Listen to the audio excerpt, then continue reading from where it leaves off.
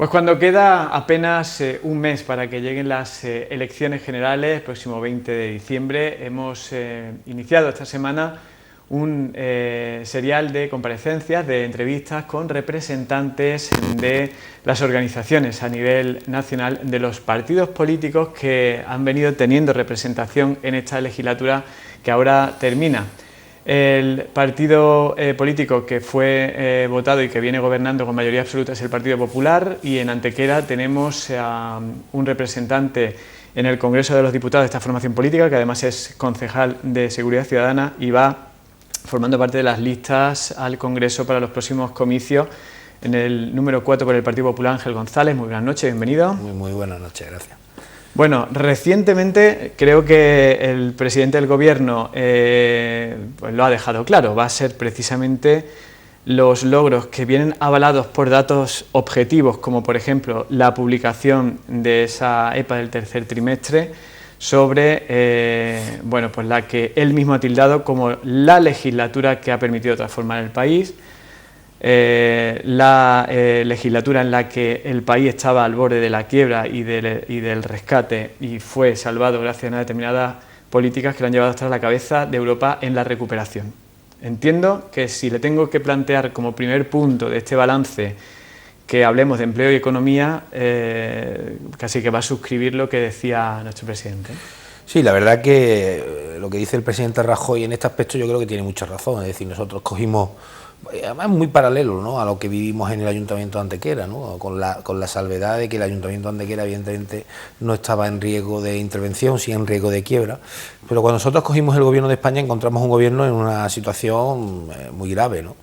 Y yo creo que lo primero que hizo el presidente Rajoy, y que yo creo que los españoles le agradecen y que al fin y al cabo los ciudadanos valoran, es no pedir el rescate. No pedir el rescate en una situación donde hubiera sido tremendamente fácil dejarse ir y donde hubiéramos tenido que vivir situaciones como se han vivido en países en Portugal o Grecia, que los españoles no hemos tenido que vivir, aunque sí hemos tenido que vivir 4 años de ajustes en muchas cuestiones que es verdad que han sido molestas.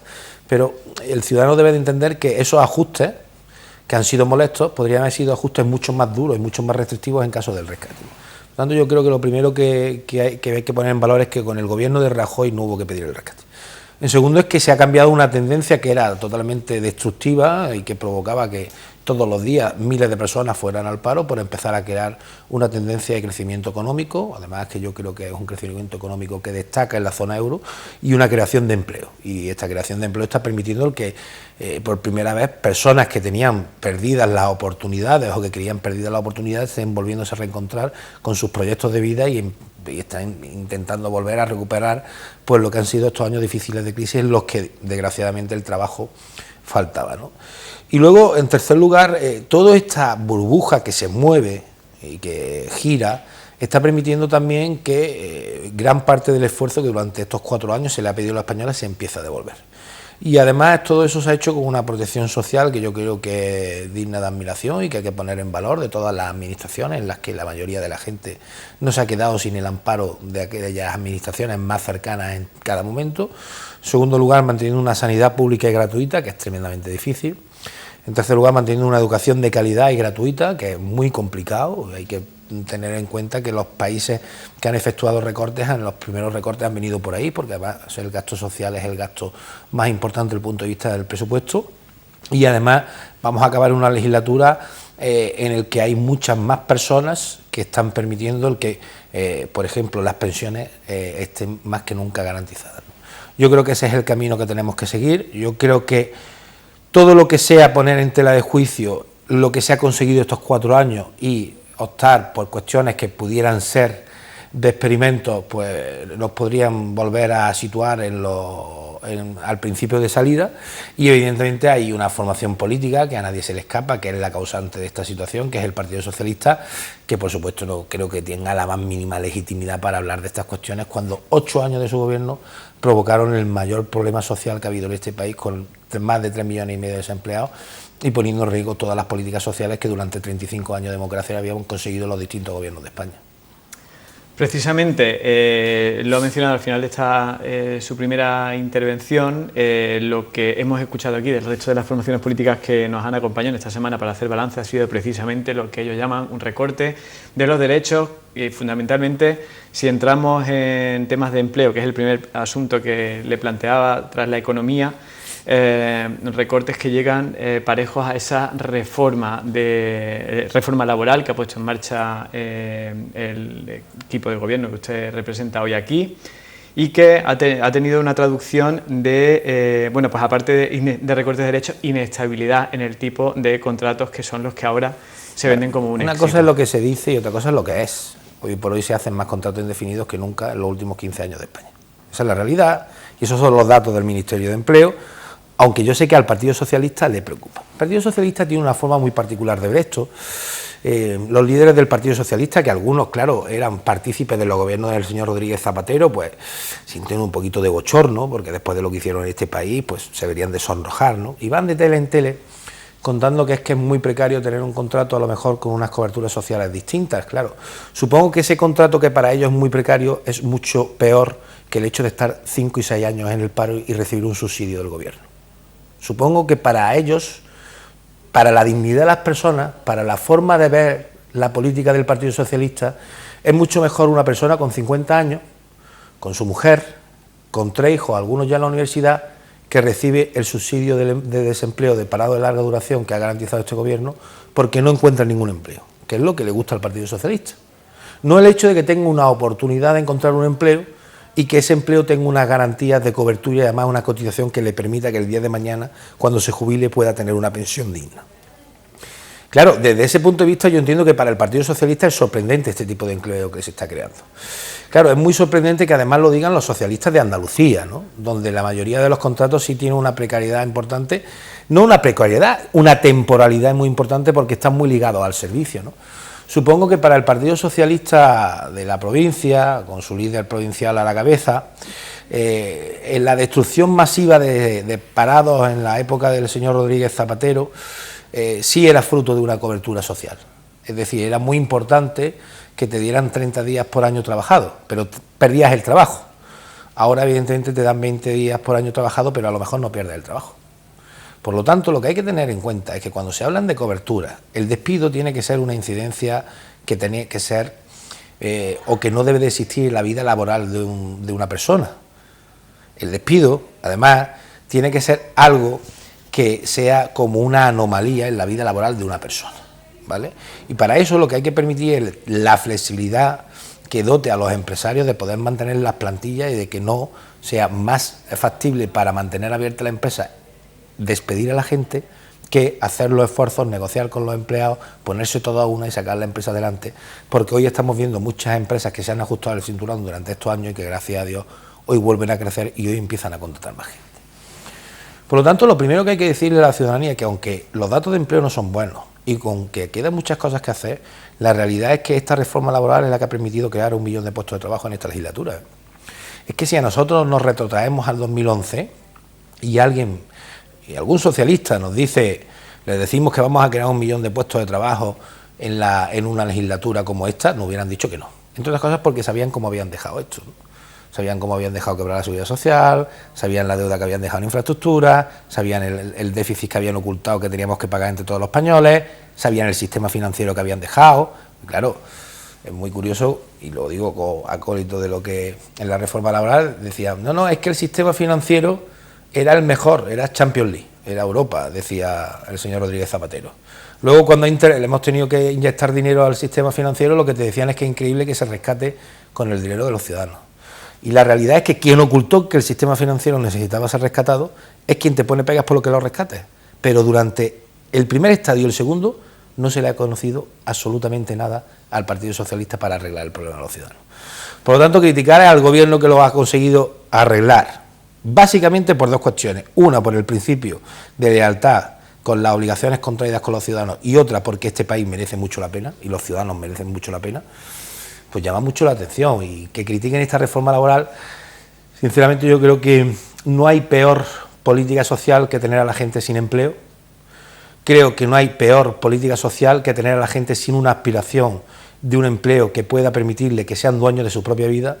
Creo que no hay nada peor que el tener a la gente supeditada a tener un subsidio de desempleo de parados de larga duración en vez de generarles las oportunidades para que puedan tener un empleo digno y puedan llevar el salario a casa, y creo que no hay nada peor para el progreso de España que las políticas del Partido Socialista, que nos colocan a Andalucía 40 años después de la democracia siendo la comunidad autónoma que más dinero ha recibido en fondos para la lucha contra el desempleo, la comunidad autónoma con más desempleo de toda España.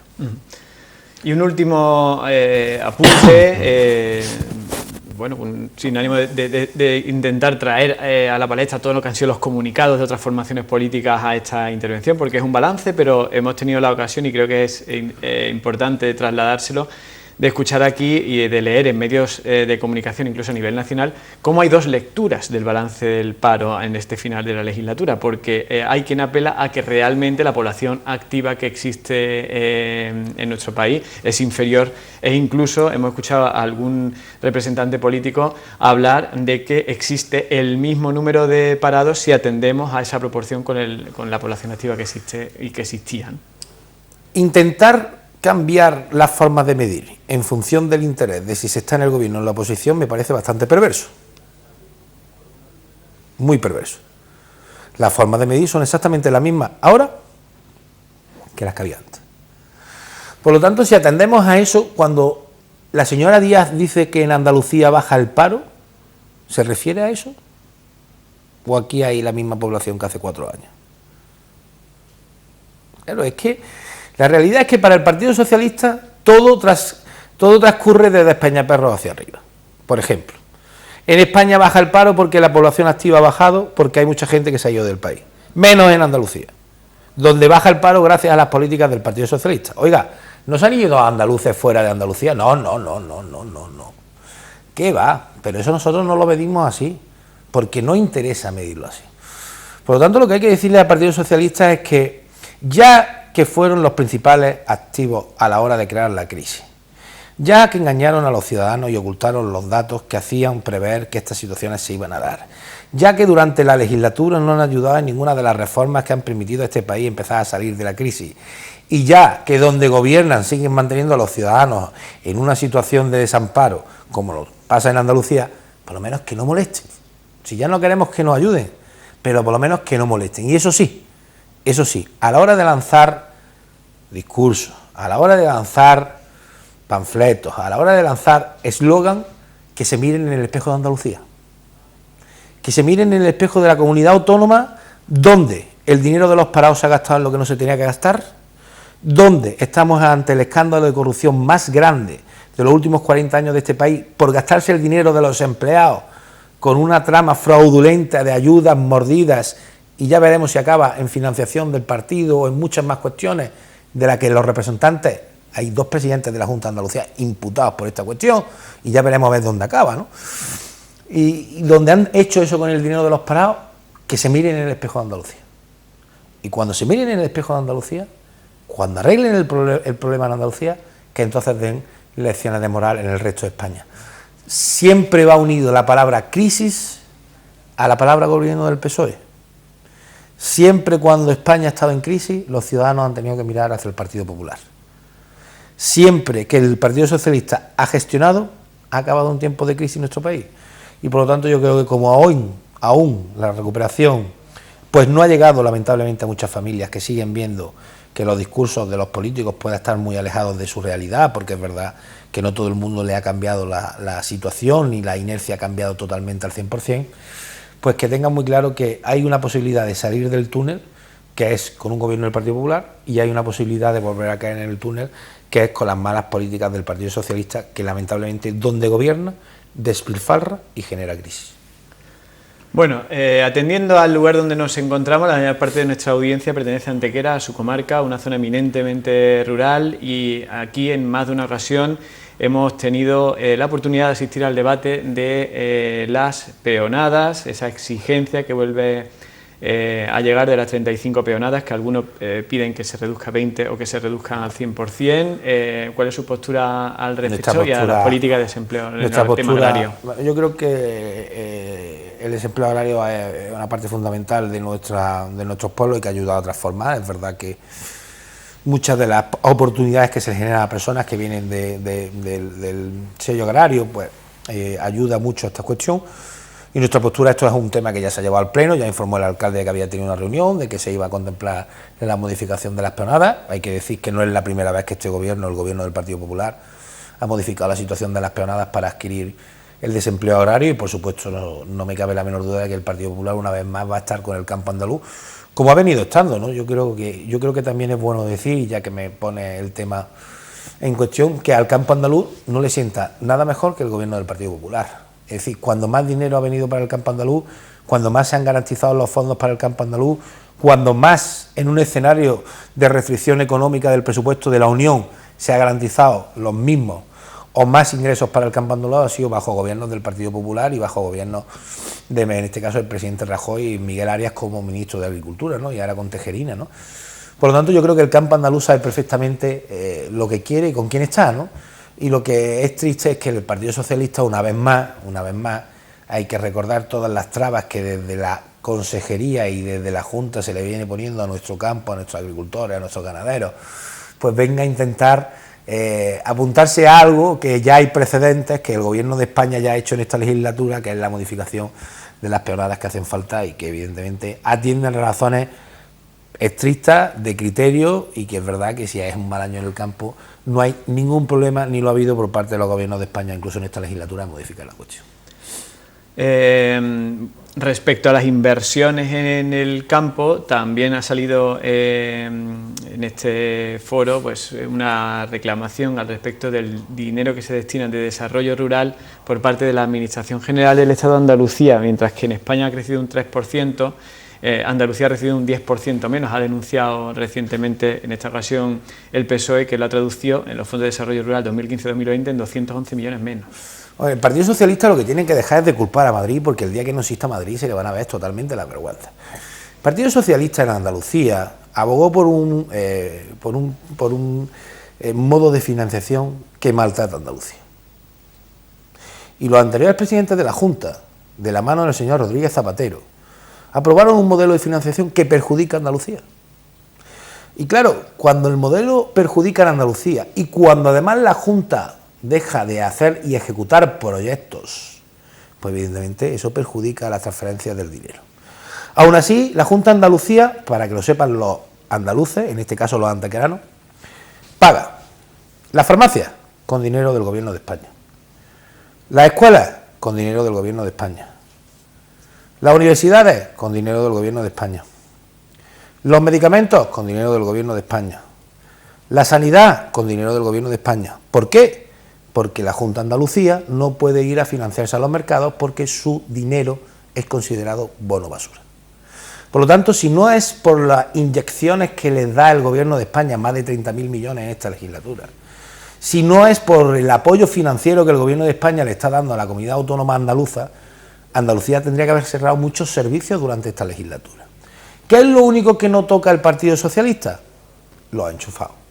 Hoy, esta semana, leía una noticia en la que los funcionarios por primera vez denuncian a la presidenta de la Junta de Andalucía, del Partido Socialista, por no cortar los enchufados de la Junta de Andalucía en la propia administración. Para esos hay de todo. Para eso hay de todo. Que es mucho más que lo que dicen que han recortado el Partido Popular al campo, que es mentira.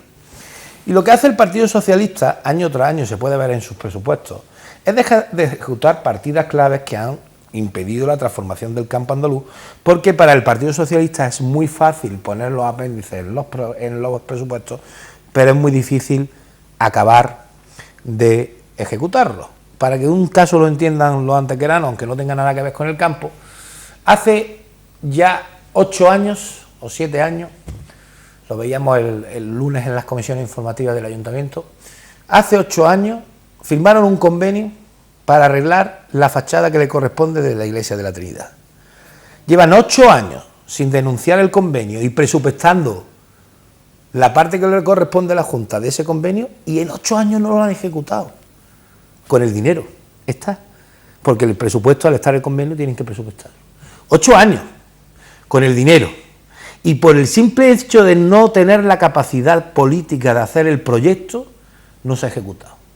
Como eso, mucho en el campo andaluz, que le vuelvo a decir, si alguien siempre es beneficiado de los gobiernos de España, que sean del Partido Popular en Andalucía, no tengo usted la menor duda que son los agricultores, los ganaderos y nuestro campo, al que el Partido Popular ha mimado, porque evidentemente es una capacidad de transformación la que el campo ha demostrado, y sobre todo, y yo creo que algún día habrá que poner en valor, el campo andaluz, el campo en nuestra comarca, en La Vega, Antequera, ha sido el gran sostén de la crisis para muchas familias y ha estado a la altura de las circunstancias.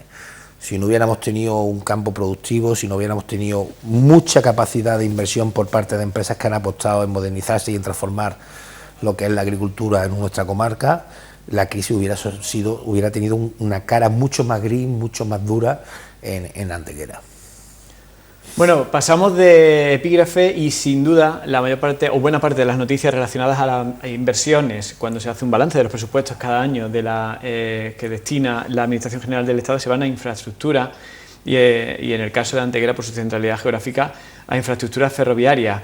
Por un lado, hemos visto en múltiples ocasiones visitas del propio delegado del Gobierno de Andalucía a nuestra comarca por la inauguración de nuevos tramos en esa línea del AVE Bobadilla Granada y de la estación de Antequera, y por el otro hemos escuchado reivindicaciones de otras fuerzas políticas que dicen que buena parte de la inversión que debería irse, por ejemplo, al corredor ferroviario, se ha ido a otras comunidades autónomas, y de hecho en esta semana hemos escuchado aquí la denuncia de que solo el 2% de lo presupuestado en este último año vino a Andalucía, mientras que a Castilla y León se fue 47 de los 75 millones de uno de estos presupuestos, sin ir más lejos. Hay una frase de una película que siempre recuerdo cuando escucho estas cuestiones, que esto es como Dean Martin y Jerry Lewis, ¿no? Uno canta y baila y el otro se queda con la chica, ¿no? Y debe ser algo así lo que el miembro del Partido Socialista que ha venido aquí ha intentado cantar, ¿no? Mire, para que sepan los antequeranos cómo estaba la historia. Cuando nosotros llegamos al gobierno, al primer alcalde que recibe la ministra de Fomento es al alcalde de Antequera. Por dos cuestiones. Una por el corredor ferroviario, tanto el Mediterráneo como el central, y el segundo por el anillo ferroviario. Nuestras dos sorpresas fueron mayúsculas cuando fuimos a la reunión, el alcalde y yo, Celia Villalobos, y creo que venía también José Ramón Calvo. Lo primero es que el Partido Socialista había quitado Antequera del corredor central y del Mediterráneo. El Partido Socialista, en el mapa que manda la Unión Europea del traslado de mercancías, porque esto está dentro de una política común de la Unión Europea, había quitado Antequera. Y quitaba el corredor central y lo tiraba por la costa, que es muy lógico. Vamos, más o menos para que sepa la gente por dónde va el tren de cercanías que pasa por Fuengirola. Es muy lógico, pasas por ahí el transporte de mercancías. Claro, eso se le ha ocurrido al señor Heredia y a algunos más en una mesa camilla, y claro, ya se sabe que lo que se le ocurre al señor Heredia roza la tragedia. Porque todo lo que se le ocurre al señor Heredia para Antequera bastante mal, ¿no? Y claro, nos encontramos que quitan Antequera y luego nos encontramos con que todo lo que habían dicho con el anillo era mentira, porque el señor Heredia solo tuvo una preocupación cuando se abrió el debate del anillo, que fue que a su pueblo natal, digo natal porque no ha querido volver nunca más, ni tiene ninguna relación, que es Mollina, no le afectara el anillo. A los demás nos machacaba el anillo.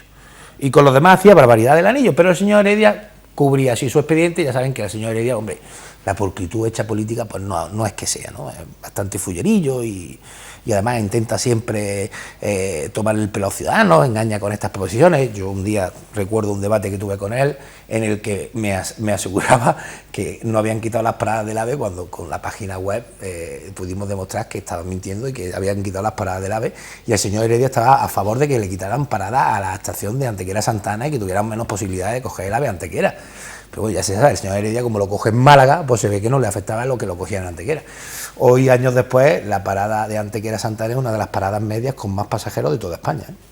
Bueno, pues nos encontramos eso, ¿no? Y entonces, con el gobierno del Partido Popular, incluimos que Antequera sea el centro no solo del puerto de Algeciras, sino que además se plantee la terminal ferroviaria desde el puerto de Málaga al puerto seco de Antequera, y lo que es la lógica, que no es una cuestión solo política, sino también es una cuestión muy de las bases logísticas de las propias empresas que se dedican al sector, que son las que te indican más o menos dónde a ellas les viene bien poner las bases logísticas para el traslado de mercancías.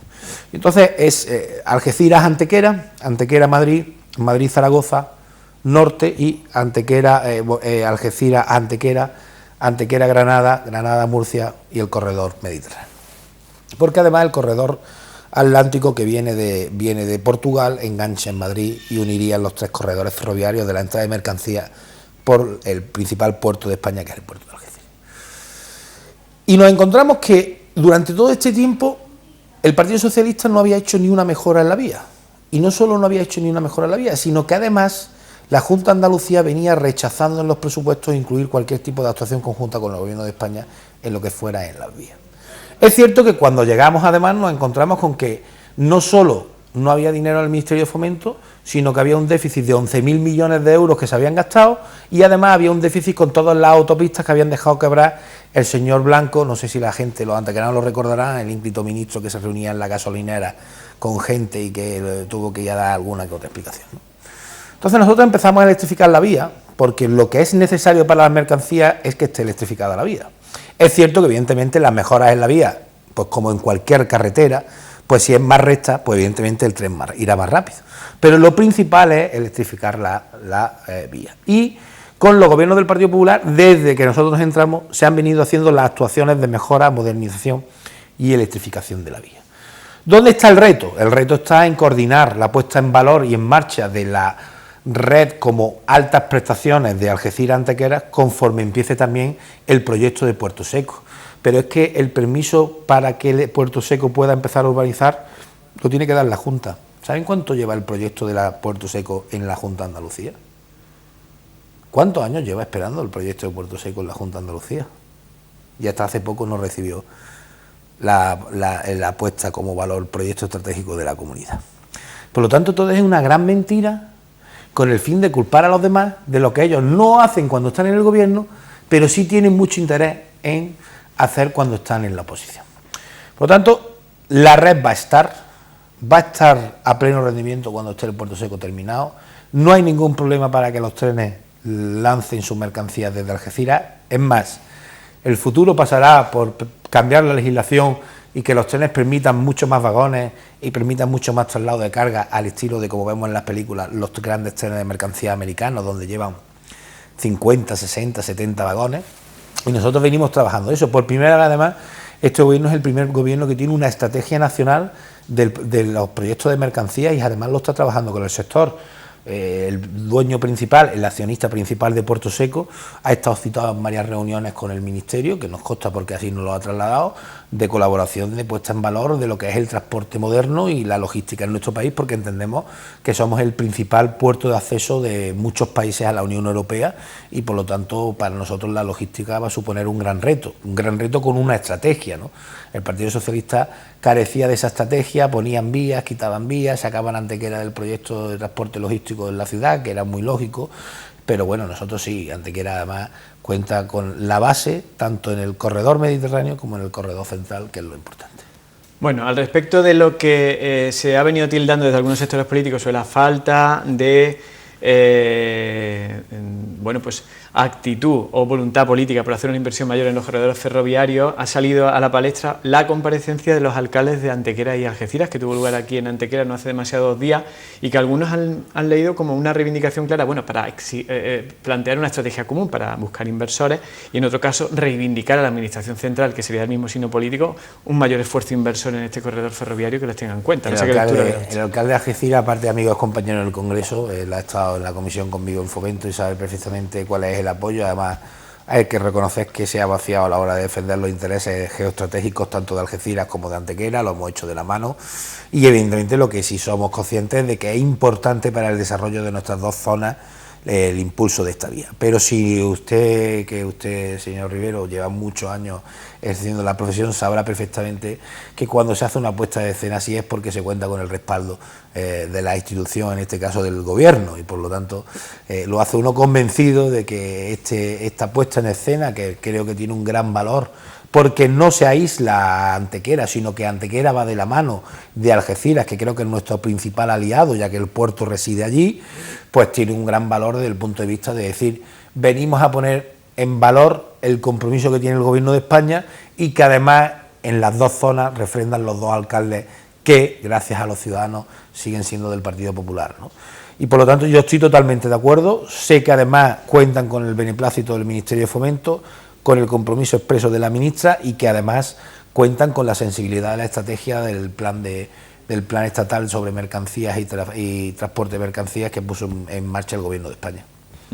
Bueno, hemos mencionado de pasada, no es cuestión de darle vueltas a los mismos asuntos, el anillo ferroviario. Hemos escuchado recientemente en esta ocasión el diputado socialista que ha mencionado en varias ocasiones, ayer mismo tildar de cobarde al alcalde de Antequera por no haber sido capaz de reactivar o de desbloquear el proyecto del anillo ferroviario que en su momento fue, digamos, fundado o planteado por el gobierno de Zapatero. Creo que ha mencionado que ha dicho cobarde, ¿no?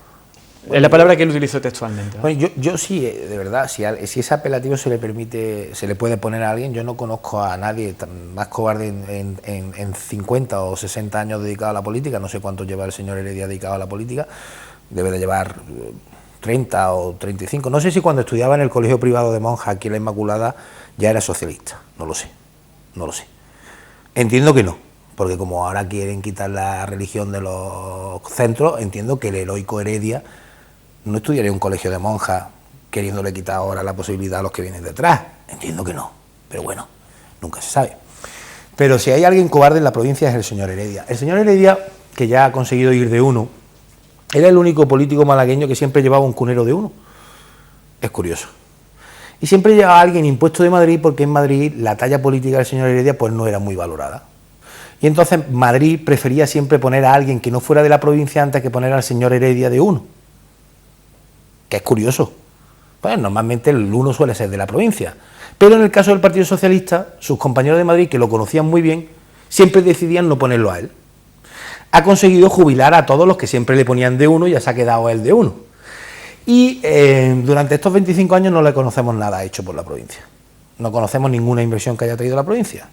Es más, en lo que sí le corresponde, por ejemplo, que es la Junta de Andalucía, el ínclito Heredia es, por ejemplo, padrino del edificio de los dólmenes que tenemos con los cristales rotos. Por ejemplo, el señor Heredia es padrino de eso. El señor Heredia es padrino de no tener la circunvalación terminada en Antequera y de tener el silo. El señor Heredia es padrino de intentar cobrarle al ayuntamiento el dinero de la subvención del Palacio de Congreso. El señor Heredia es padrino político y jefe político de cuando han intentado cobrar el dinero del Palacio de Deportes y no ponerse de acuerdo. Por lo tanto, si alguien ha hecho de la cobardía una virtud política en Antequera y en la provincia, ha sido el señor Heredia, que tras plegarse uno a los cambios que ha habido en su estructura política, ha conseguido al final encajar en una de las hormas de sus zapatos y después de 25 o 30 años dedicado a la política, conseguir ir de número uno por la provincia, que además es la noticia más celebrada por el Partido Popular y por el resto de los partidos en la provincia. Porque llevar al señor Heredia en la número uno en la provincia es el aval del fracaso del Partido Socialista en la provincia.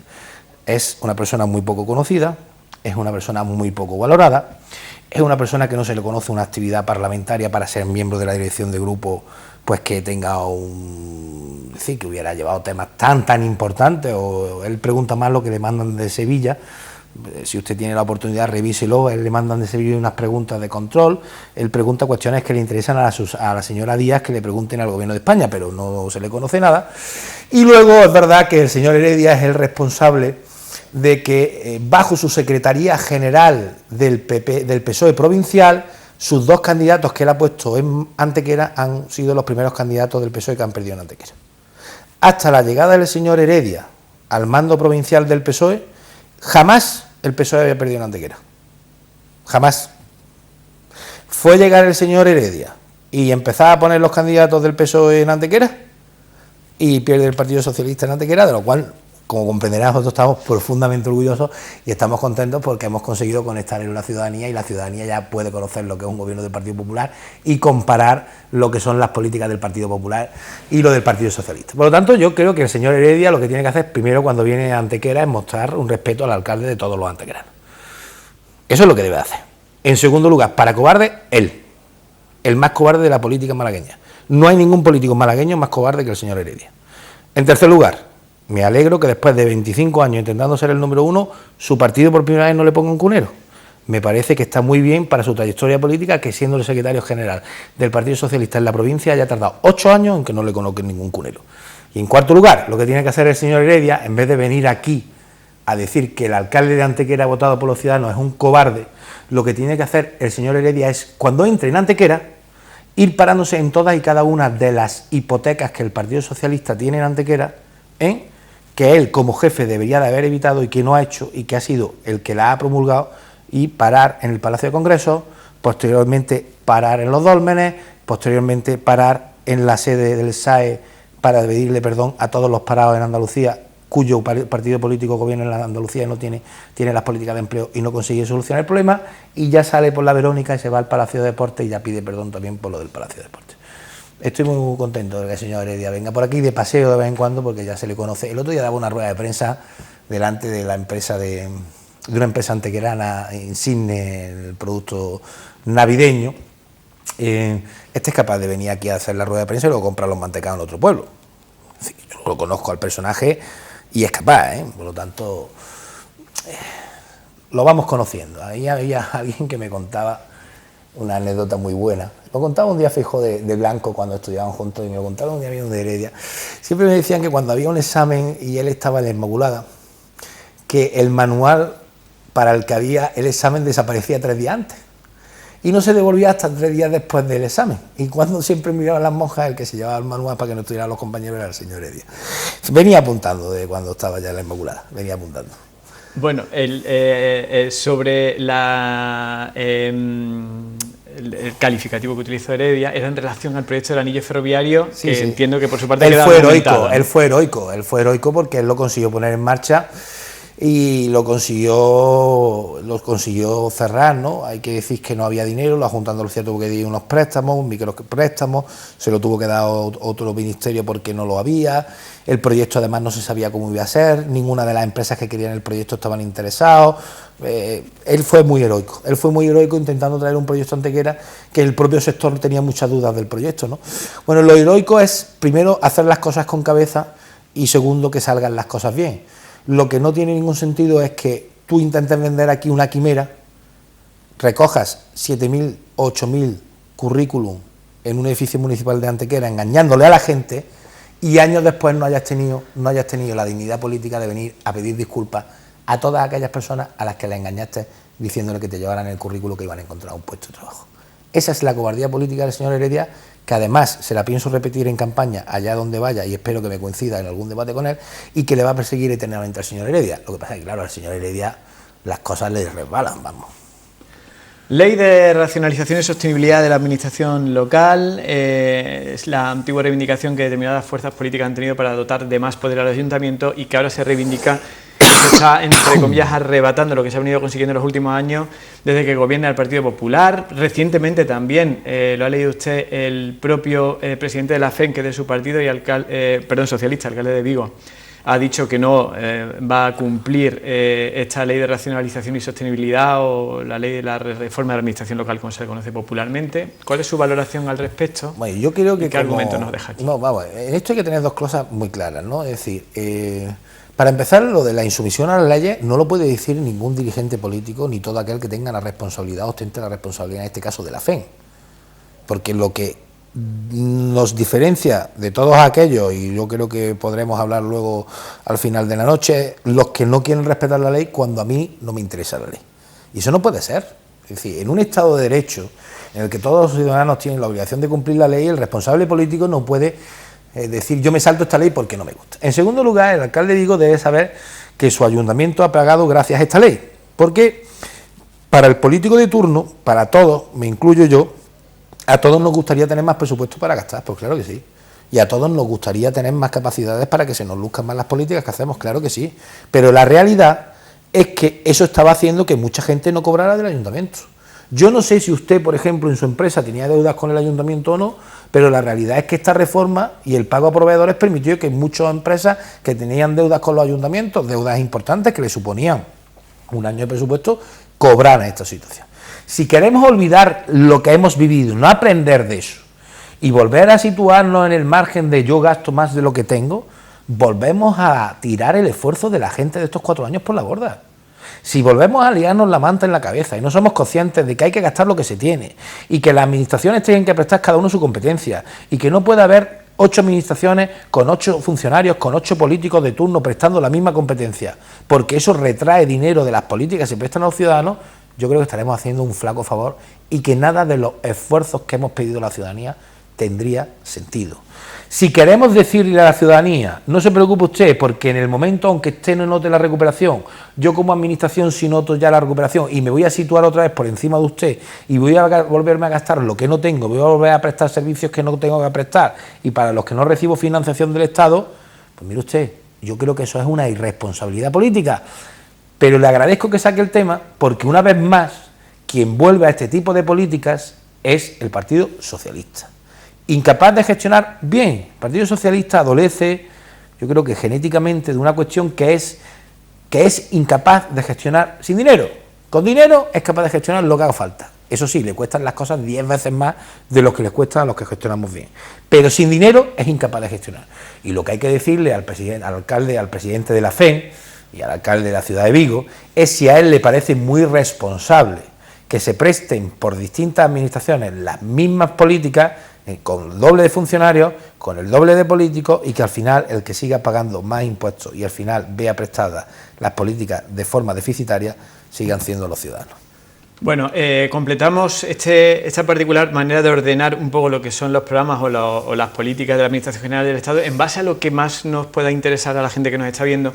Y recientemente se ha aplaudido de diversos sectores el anuncio que ha hecho el Gobierno con la visita incluso aquí del secretario de Estado competente al respecto de esa oferta pública de plazas de empleo público para poder abrir la cárcel de Archidona en 2016.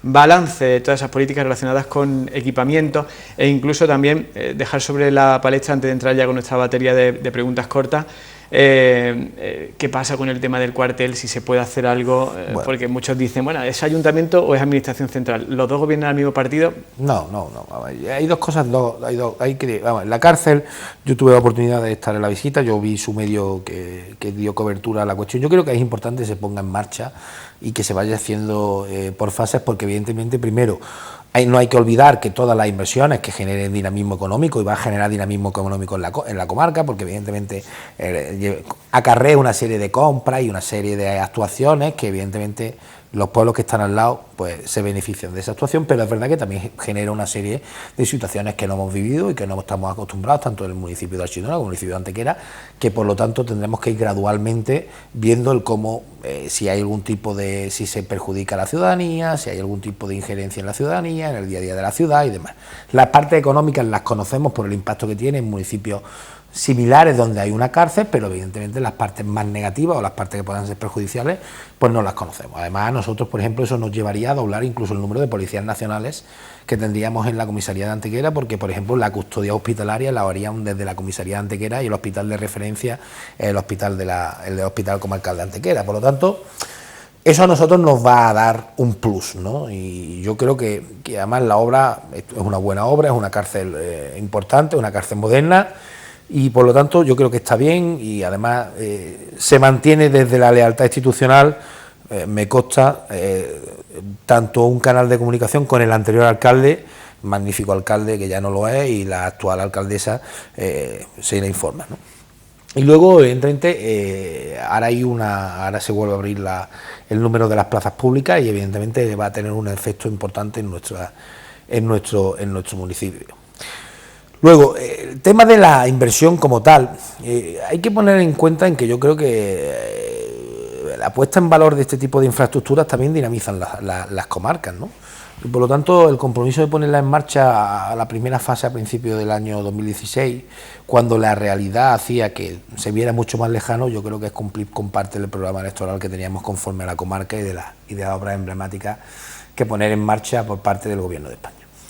Por lo tanto, yo en eso creo que hemos acertado. Y luego me has preguntado también... El tema del cuartel. El tema del cuartel. Mira, el tema del cuartel es lo siguiente, que entiendo que muchos antequeranos que me escuchen dirán, otra vez... El tema del cuartel es que hay una mala praxis, que es que los abogados del Estado entienden que cuando se firma una cosa entre dos partes y ya no es lo que se había firmado, o se firma una nueva o se rompe la que hay. Y aquí había un convenio firmado por el anterior equipo de gobierno en el que le daban un valor al suelo del actual cuartel, y además había una serie de infraestructuras, y además esto era un convenio a dos partes, una del ayuntamiento con la Guardia Civil y otra del ayuntamiento con el promotor que ganó el concurso, y una serie de infraestructuras y una serie de cuestiones que se venían de dado ahí. Entonces, el arreglo legal no es fácil. Nosotros estamos dispuestos a renunciar, estamos dispuestos a perdonar, estamos incluso dispuestos a no hacer algún tipo de actuaciones de las que venían, porque es verdad que el valor del suelo no es el que había en su momento, que además el que salió en su momento ya era muy por encima del valor del suelo que marcaba el mercado, y estamos con la Dirección General de la Guardia Civil, que además ya está en una parte técnica en la que están buscando los encajes técnicos, con lo cual hay voluntad política, hay acuerdo entre la Dirección General y el Ayuntamiento de Antequera, hay además una situación que arreglar con la empresa que había ganado el concurso, ¿vale?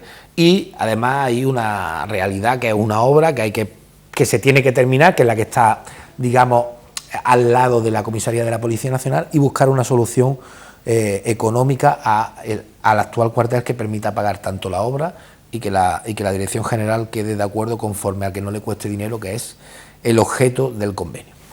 Y estamos trabajando, José Ramón Carmona y el alcalde han estado varias veces en Madrid, hemos estado en la Dirección General, hemos estado en la parte de la dirección que lleva la parte de infraestructura de seguridad del Ministerio del Interior, tanto de la Policía Nacional y de la Guardia Civil, y yo creo que se puede solucionar y que va a ser fácil, y que en el momento que demos con la cuestión técnica que permita la denuncia de los convenios, la firma de nuevos convenios o la solución legal que la Abogacía del Estado nos indique en eso, se va a poder solucionar. Pero esta situación, lamentablemente, es una de las herencias que el ínclito Heredia, pues parece que no han sido nunca con él, y él parece ser que no estaba cuando se firmaban este tipo de barbaridades con la Dirección General de la Guardia Civil, ¿no? Y de aquellas arenas vienen estos lodos.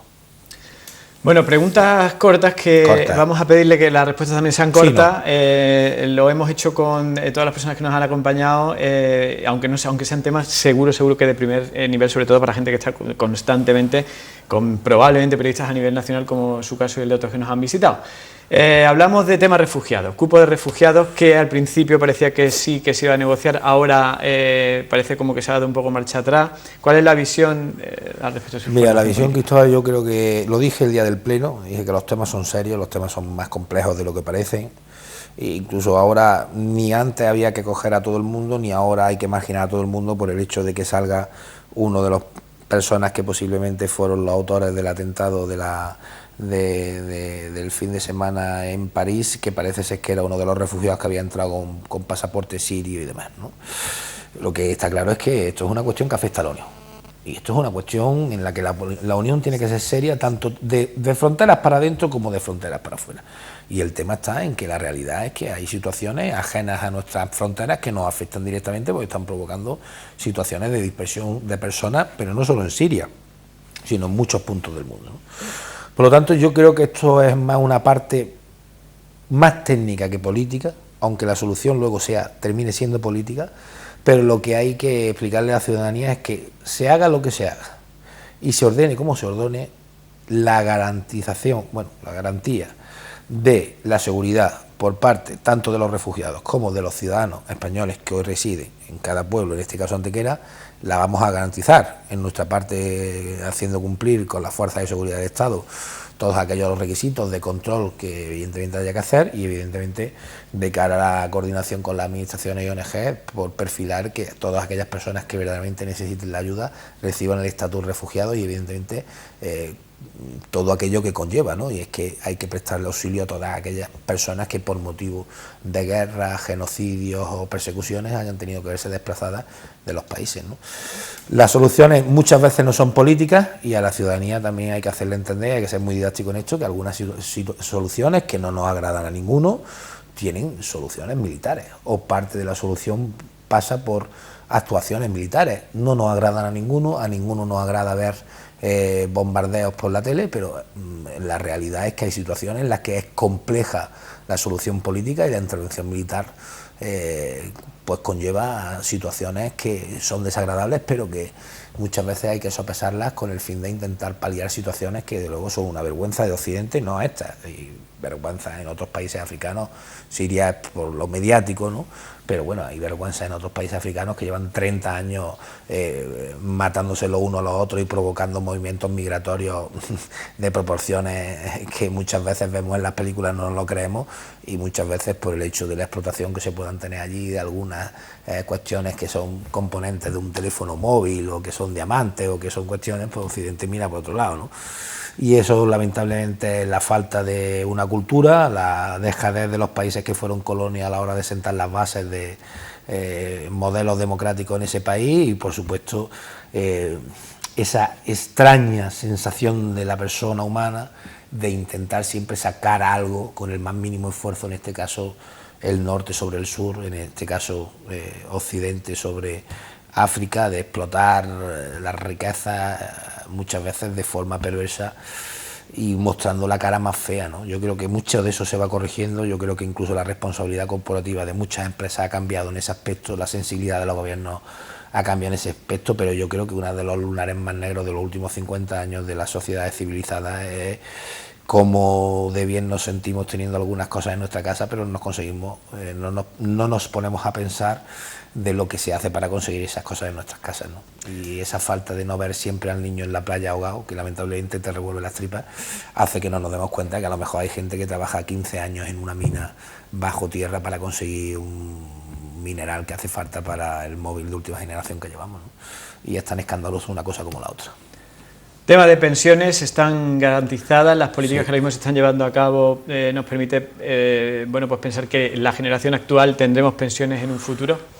El modelo de pensiones no es que tomérselo en broma y es una cosa de las que más preocupa, y la pirámide poblacional hace que el sistema, si no lo mimamos, tengamos un problema. A diferencia de lo que dijo el ínclito Heredia aquí cuando se sentó, yo sí puedo decir y afirmar que durante los 4 años del PP las pensiones han subido, cosa que el ínclito Heredia votó a favor de congelarlas. El héroe político de Málaga votó a favor de que todas las personas mayores de Antequera se le congelaran las pensiones cuando el IPC subía, con lo cual les bajó las pensiones. Y yo puedo afirmarle a todos los pensionistas antequeranos que he votado siempre a favor de subir las pensiones por encima del IPC y que aunque la subida sea poca, no han perdido poder adquisitivo con los gobiernos del Partido Popular. Es cierto que es poca la subida, es cierto que no es la que nuestros mayores merecen después de los esfuerzos que han hecho, pero sí es cierto que con el gobierno del Partido Popular han subido. IPC más el 0,25, con el señor Heredia y el Partido Socialista bajaron, se congelaron y el IPC subía al 3%. Con lo cual, yo creo que el héroe del señor Heredia, que es muy héroe, pues podía haberse pensado votar eso en el Congreso. ¿Cómo se resuelve el problema catalán? ¿Modificando la Constitución? Es una pregunta muy complicada para que sea corta. La batería de respuestas. Yo estuve un mes, te voy a contar para que sepas, a mí me mandó el partido un mes de responsable político de la campaña del partido en Tarragona. Y he tenido la oportunidad de trabajar un mes con mis compañeros de partido en Tarragona y yo seré el responsable político y estoy contento, fueron la provincia con los mejores resultados de las 4 provincias en Cataluña, ¿no? Siempre ha venido siendo así, las cosas como son, no es que yo, Ángel González, no, siempre ha venido siendo así, ¿no? Temas preocupantes primero porque hay una lobotomización por parte de una parte de la sociedad que vive en un mundo irreal y que cree que sus problemas desaparecen con la desconexión con España, y luego hay una clase política que prefiere ir a la cárcel por sedición y por traición a España que por el 3%. Y por lo tanto es muy complicado trasladarle a la gente que hay líderes políticos que prefieren tapar las vergüenzas de la corrupción con el hecho de saltarse la ley a la autoridad y además de legitimar todas aquellas instituciones de las que se valen para provocar la desconexión con España, ¿no? Se arregla con ley. También hay que decir una cosa, y esto es bueno que se sepa: la reforma del Constitucional que permite que se pueda ahora advertir a los ciudadanos y decirles, cuidado con los dirigentes políticos que no cumplan la ley o se salten la ley, porque pueden ser inhabilitados o detenidos la ha hecho el Partido Popular en solitario. No hemos tenido el apoyo de nadie, incluido del héroe Heredia. La reforma que permite hoy que lo que diga el Tribunal Constitucional, en caso de que diga hay que suspender la autonomía, o en el caso de que diga hay que detener al señor Mas, o en el caso de que diga hay que inhabilitar a los funcionarios que actúen con deslealtad al Estado, la ha hecho el Partido Popular. Y lo ha hecho consciente de que el Estado de Derecho, que al fin y al cabo representa la soberanía de todos, tenga las herramientas para hacer cumplir la ley. Porque el principal problema de esto es que, aunque hubiera ley, ¿cuál es el mecanismo para hacer cumplir la ley? Porque muchas veces, aunque haya leyes, es difícil implementar la propia ley. Y yo creo que eso es una de las mejores cosas que hemos hecho en esta legislatura, porque hay que decir que la mayoría social en Cataluña no quiere la independencia, que es un problema ajeno, creado ficticiamente por parte de una clase política que lleva 30 años viviendo de la corrupción política y haciendo de la corrupción política un negocio tan rentable como que no se conoce una herencia. Vamos, es que ni la de Onassis, la herencia de la familia esta, no tiene que ver con ninguna de las herencias que haya recibido nadie, porque todo el dinero que no paramos de recibir o de que nos digan los medios de comunicación, que son cada vez más miles de millones, todos eran de una herencia. No se conocía que la familia tuviera ese patrimonio, pues provoca esa cuestión, ¿no? Y luego hay que tener una parte muy pedagógica de explicarle a la ciudadanía que no por gritar más se lleva más razón y no por acelerar los pasos se tiene más razón. Hay que actuar conforme a la base legal de la abogacía del Estado, de tal forma que todas las resoluciones que tome el presidente Rajoy y el Gobierno de España no puedan ser tumbadas por ningún tribunal, porque así estaremos aceptando y estaremos asestando el mayor golpe democrático a aquellos que se quieren situar fuera de la ley y romper la convivencia política de España y sobre todo la soberanía nacional que reside tanto en usted como en yo, como en todas las personas que están viendo, que somos los que tenemos que decidir cuál es España y cómo es España. Un Estado europeo debe ser laico, debe preservar las clases de religión, es un debate también que ha surgido. Un Estado europeo debe de ser laico o aconfesional, no debe de primar ninguna religión a la hora de tomar o determinar las políticas que rigen a los ciudadanos, y evidentemente lo que sí debe garantizar es que todos aquellos ciudadanos que en el ejercicio de su fe quieran tener o quieran adoptar clases de religión puedan hacerlo. No tiene ningún sentido, y ponía ante el ejemplo, y me parece bien que lo saque usted, que haya dirigentes socialistas que se han formado en colegios concertados que ahora quieren acabar con los colegios concertados. Oiga, ¿pero usted dónde se formó? Oiga, ¿por qué usted sí ha tenido derecho a ir a la Inmaculada y dar clases de religión y los que están ahora no tienen derecho? ¿O es que usted era más bonito que el resto? ¿Cómo va la historia?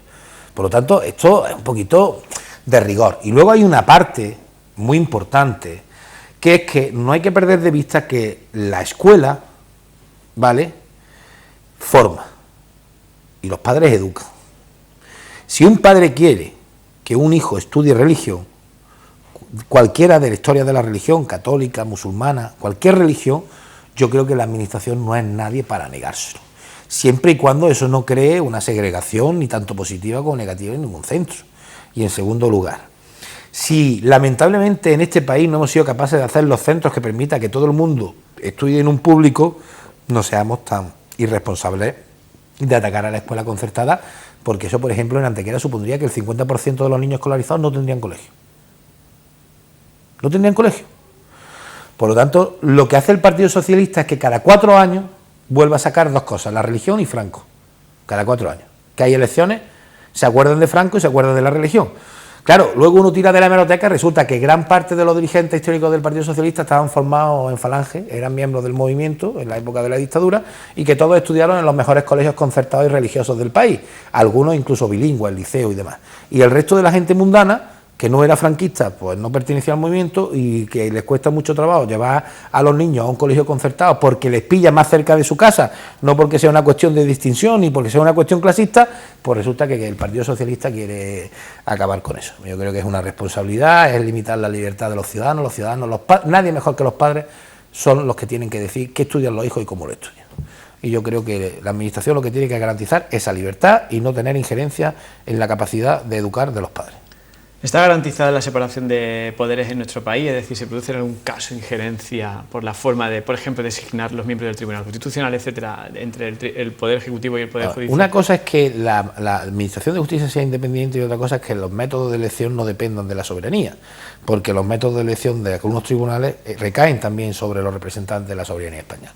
Este sistema de nombrar a los miembros del Constitucional es el mismo sistema que hemos tenido en los últimos 40 años de España. Lo que es verdad es que parece que hay una percepción por parte de la ciudadanía de que la Administración de Justicia trabaja conforme a los intereses partidistas del gobierno.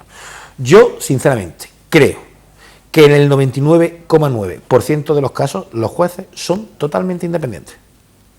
Jueces y fiscales. Y responden a su criterio, a su forma de ver las cuestiones, a su forma de entender la cuestión o a su forma de ver los casos.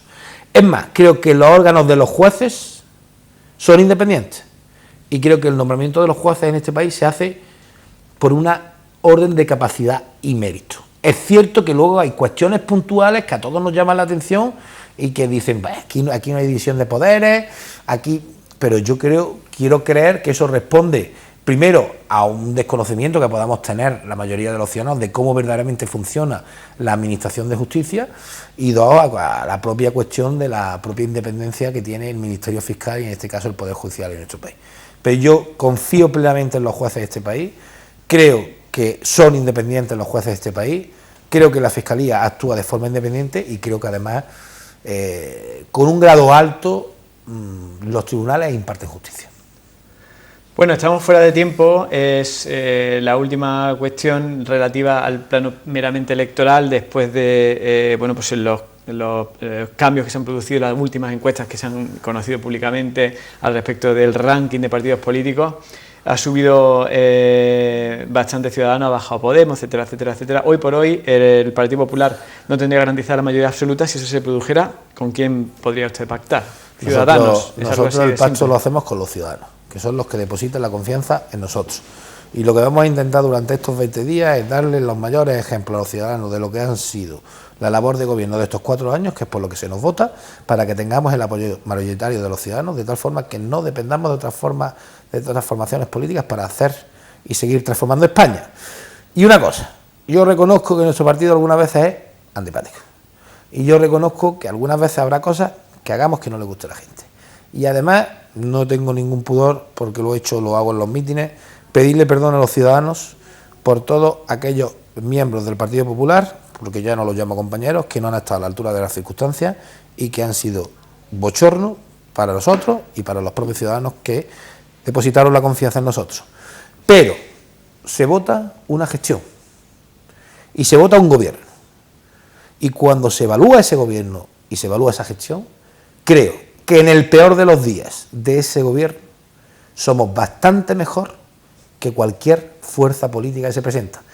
Uno, porque cuando han gestionado son crisis, y otros porque no han gestionado ni la comunidad de vecinos, y cuando le ha tocado gestionar han sido la alfombra roja de la corrupción política en Andalucía, dándole los votos a el gobierno del Partido Socialista y no permitiendo la alternancia política en Andalucía. Ciudadanos tiene un discurso en Madrid y tiene un discurso en Despeñaperro. Ciudadanos llega hasta Despeñaperro. No puede ser que la alternancia política 40 años después no haya llegado a Andalucía porque el partido que va dando lecciones de moral por toda España y lecciones de democracia sea la coartada democrática en el Parlamento para, por ejemplo, en la comisión de investigación que lleva un ex miembro del Partido Socialista hoy en Ciudadanos, se haya decidido que los interventores de la Junta, que son los que advierten desde el primer momento que el dinero se está gastando en lo que no se debe gastar, no vayan a hablar a esa comisión. Y eso, el jefe de Ciudadanos no lo hemos escuchado hablar del tema. Y por lo tanto, yo creo que los ciudadanos van a tener claro que merecemos, aunque no seamos los más simpáticos y aunque no seamos los más graciosos, sí nuestra gestión avala que hace 4 años España estaba al borde del rescate y hoy somos el país que más crece de Europa.